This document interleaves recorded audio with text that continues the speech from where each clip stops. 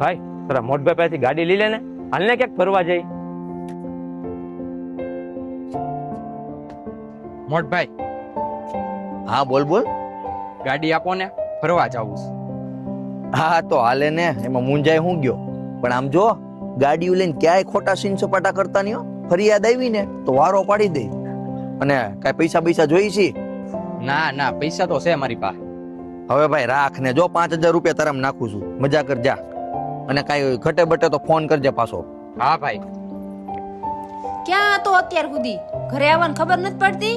આ કેટલા વાગ્યા આમ જો, આખો દી રખડતું શું છે મમ્મી? ભાઈ મેં જેને મોકલો તો ગામમાં મારે કામ હતું ને એટલે. હું પણ તમે નકરું એને ખીજાય જ રાખતા હોય. જાય ભાઈ જા, તું ઘરમાં જા. તે જેને ચડાવ્યો છે. ઓય આ બધું શું છે? ના મારું નથી હો. હવે ભાઈ તું મને શીખવાડમાં. આ તારા પેન્ટ માંથી મેળવ્યું છે, મને બધી ખબર છે. આ બધું છે ને તારું બંધ કરી દેજે. આ કઈ સારું નથી. પપ્પાને ખબર પડશે ને તો વારો પાડી દે. ભાઈ મારે નોકરી નથી કરવી. હા તો કોણ કે છે નોકરી કર? મોજ કર નહીં ગાંડા. તારો ભાઈ કમાય તો છે.